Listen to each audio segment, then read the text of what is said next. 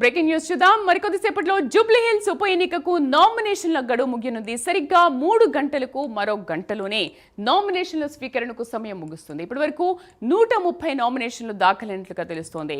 Jubilee hills ఉప ఎన్నికకు CAC పరిశీలకులను నియమించింది. 3 సీనియర్ అధికారులను పరిశీలకులుగా నియమిస్తూ ఉత్తర్వులు వెలువరించింది. సాధారణ పరిశీలకుడుగా ఐఏఎస్ రంజిత్ కుమార్, పోలీస్ పరిశీలకుడిగా ఐపీఎస్ ఓం ప్రకాష్ త్రిపాఠి, వ్యయ పరిశీలకుడిగా ఐఆర్ఎస్ అధికారి సంజీవులను ఎన్నికల సంఘం నియమించింది.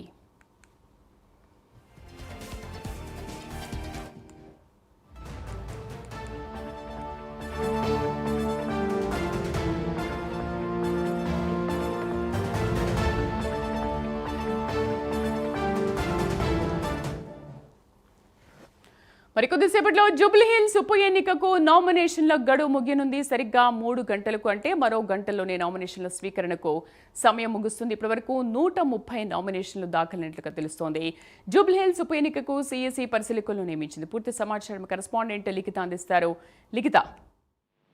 Right, thank you Sridevi. ఇప్పటికే జూబ్లీ ఉప ఎన్నికలకు సంబంధించి నామినేషన్ల వెల్లువ అనేది కురుస్తుందని చెప్పుకోవచ్చు. దీన్ని పరిశీలించేందుకైతే 3 సీనియర్ అధికారులను నియమించడం జరిగింది. సాధారణంగా ఇందులో చూసుకున్నట్లయితే ఈ ఐఏఎస్ లు, ఐపీఎస్ లకు సంబంధించి కూడా అధికారులు, ఐఏఎస్ రంజిత్ కుమార్, అదే విధంగా పోలీస్ శాఖకు సంబంధించి కూడా ఐపీఎస్ ఓం ప్రకాష్ త్రిపుర, ఇలాంటి వాళ్ళని ఎప్పుడు నియమిస్తూ ఉంటారు. అదేవిధంగా ఈ సంవత్సరం కూడా నియమించడం జరిగింది. అయితే ఇందులో భాగంగా ఇప్పటికే చాలా మంది నామినేషన్లు అయితే వేస్తున్నారు. దాదాపు 130కి పైగానే నామినేషన్లు వచ్చాయి. ఇందులో భాగంగానే త్రిపులార్ రైతులు కూడా వచ్చి వారు కూడా నామినేషన్లు దాఖలు చేస్తున్న పరిస్థితి కనిపిస్తుంది.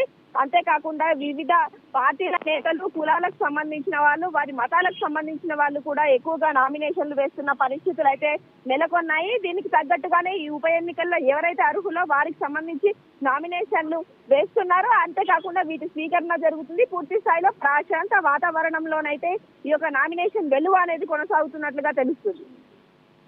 Right Likhita, thank you.